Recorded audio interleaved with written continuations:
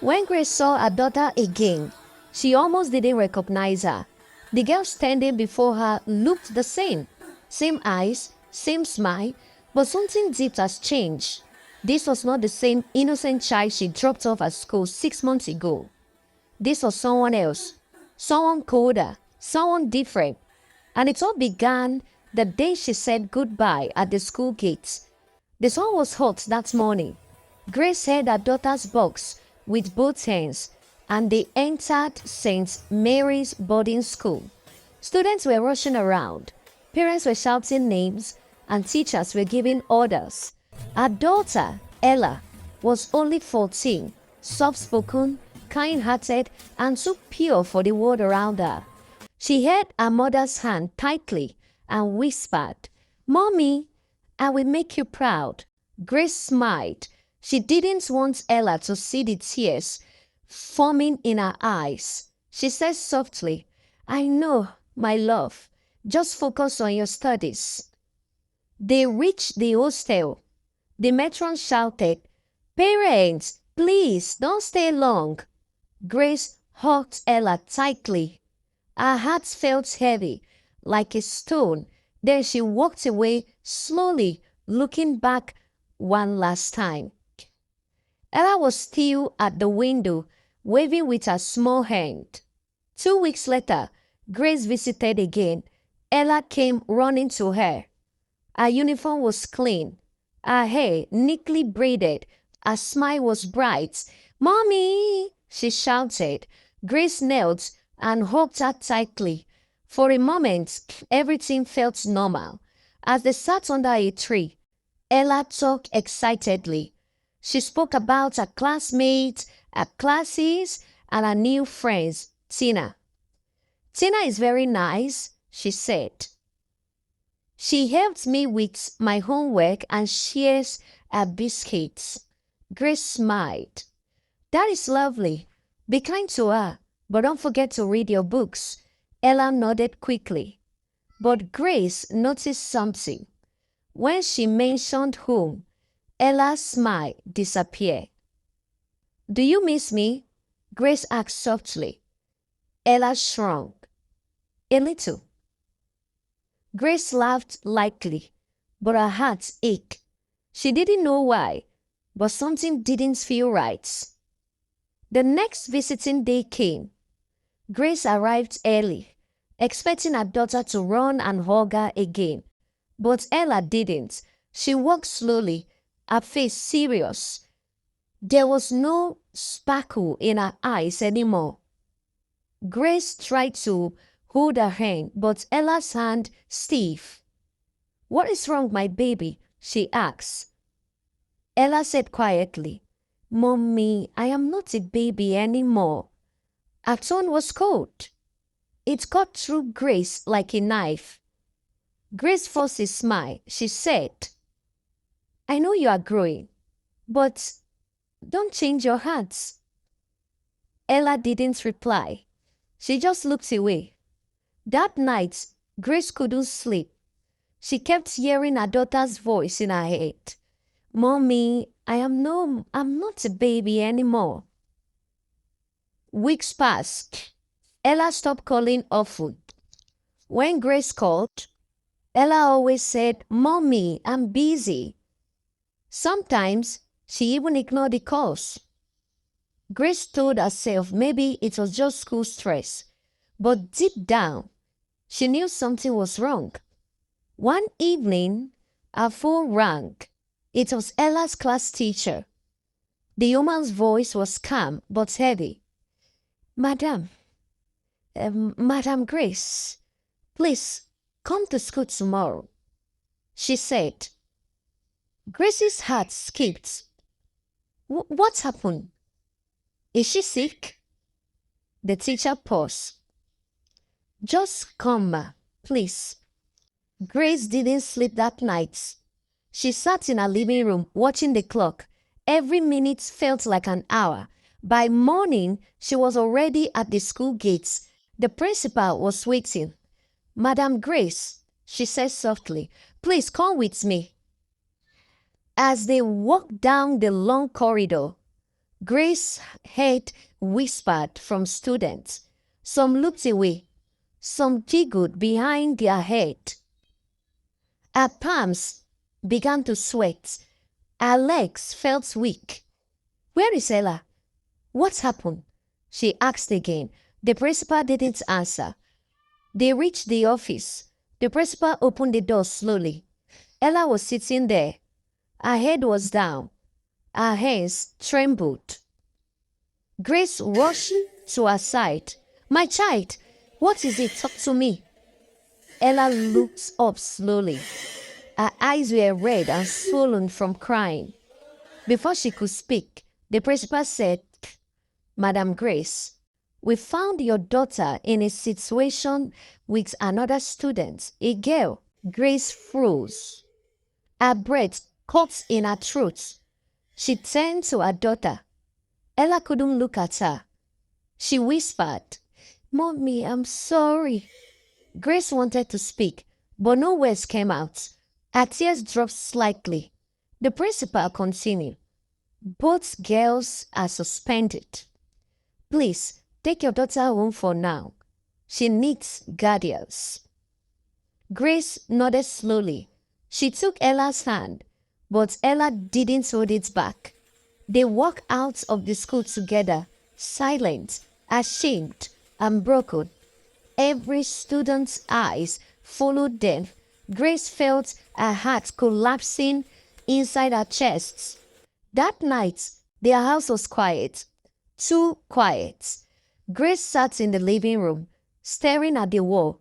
Ella locked herself in her room. They both cried separately. Grace prayed through the night. God, please help me. Please bring my daughter back. But when morning came, Ella opened the door and looked at her mother and said coldly, Mom, stop crying to fix me.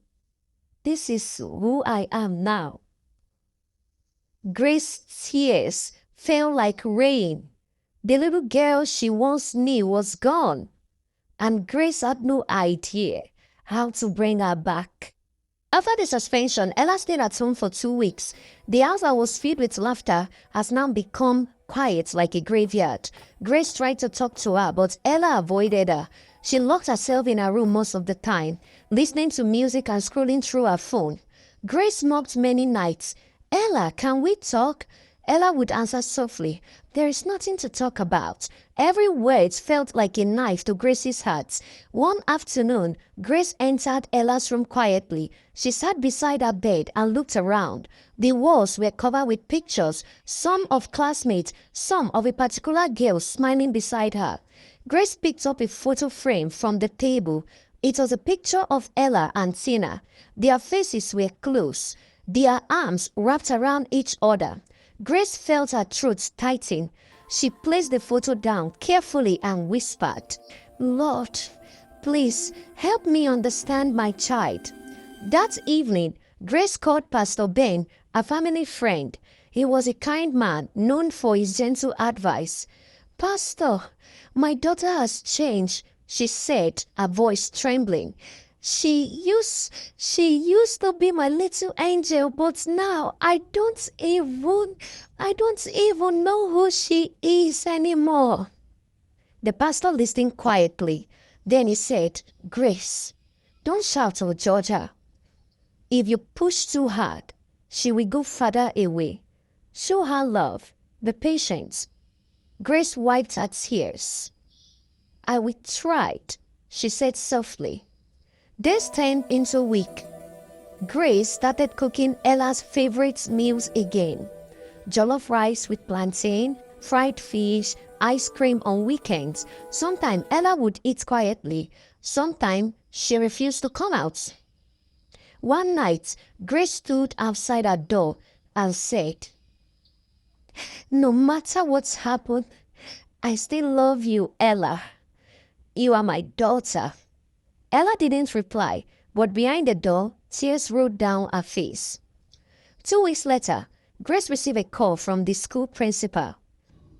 Madam Grace, the woman said, we are willing to give your daughter another chance. She can return next term. Grace thanked her immediately. She felt hopeful again.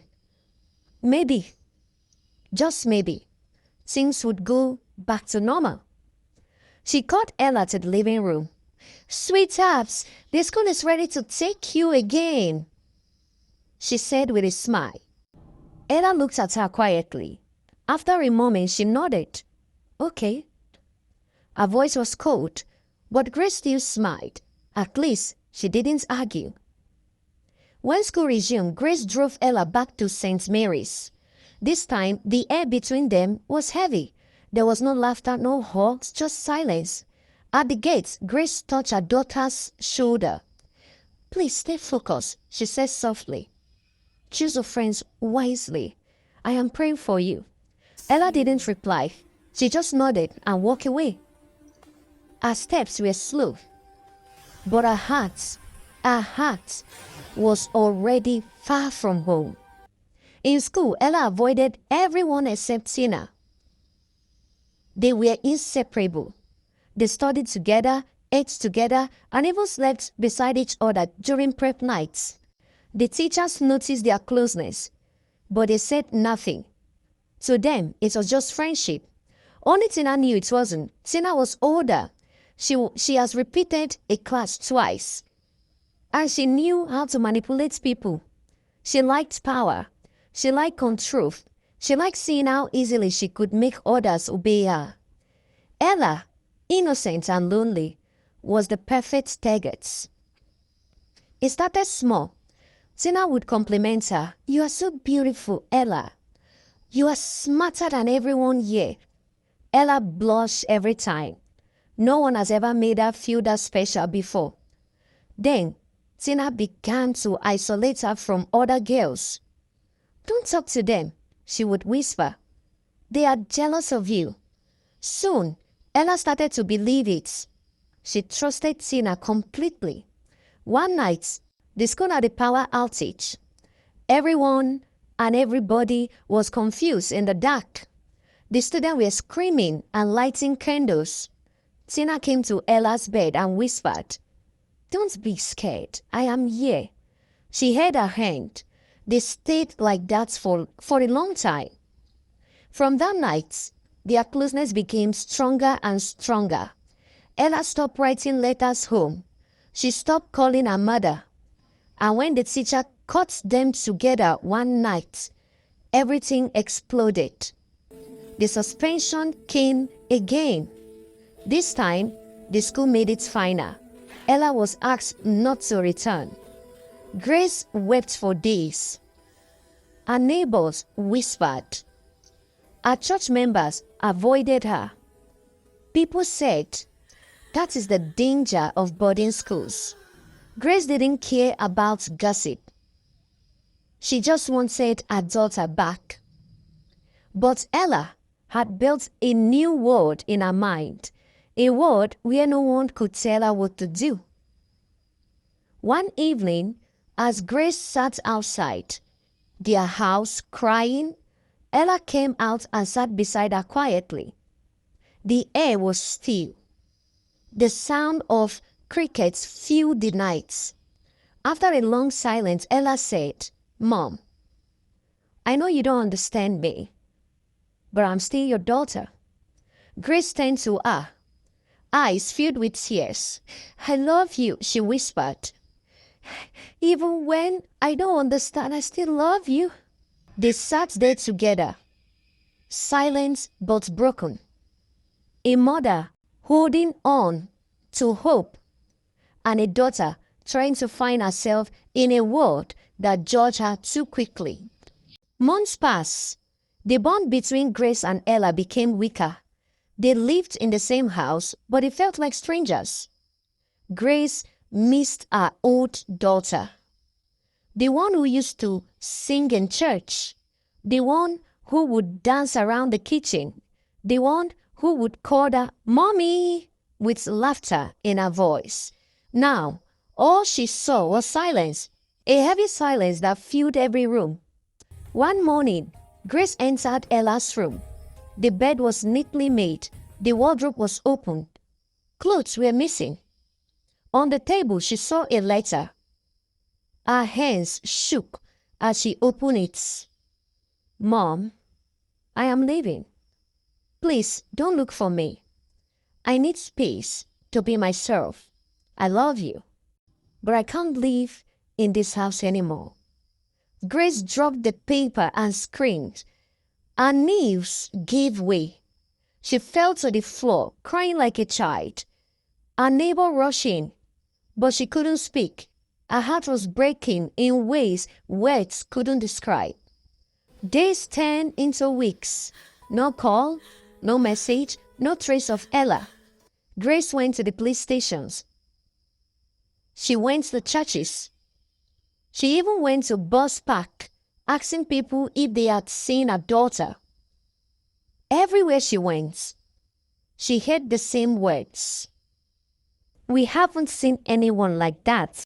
At night, she would sit by the window and whispered, God, please keep my child alive. Even if she never comes back, let her be safe. One rainy evening, 3 months later, someone knocked on Grace's door.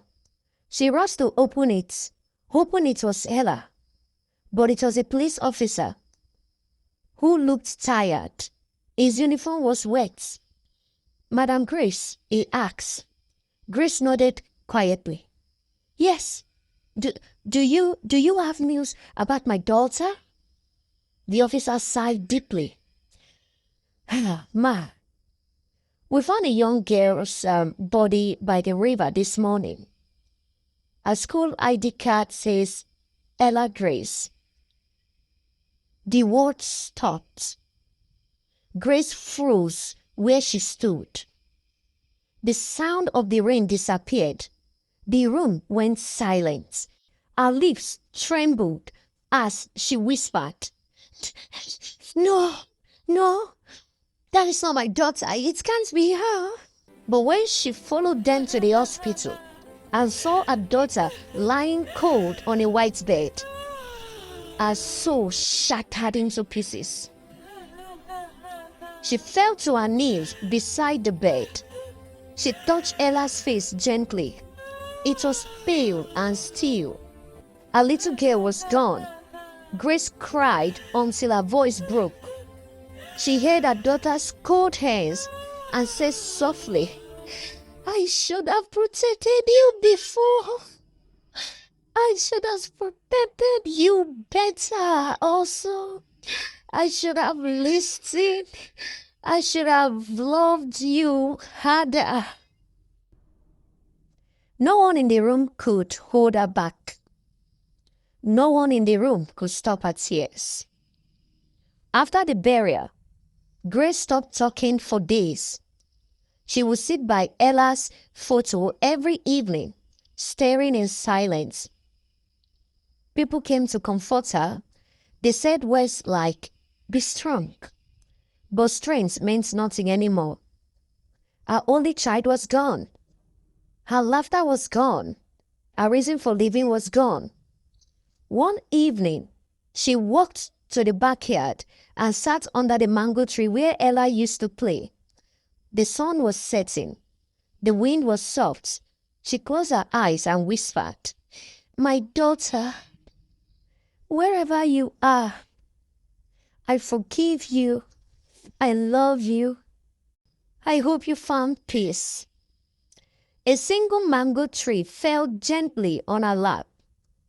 And for the first time in months, Grace smiled weakly through her tears. Moral lessons. Sometimes, love is not enough to protect the ones we care about.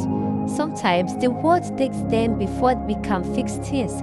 Grace learned too late that silence can be deadly, and that a mother's heart never truly stopped grieving. The boarding school did not just change her daughter, it changed her forever. The end. Thank you for watching my story to the end. If you do enjoy my stories, please do well to subscribe and like and also share. Thank you very much for your support. See you in my next story. Bye for now.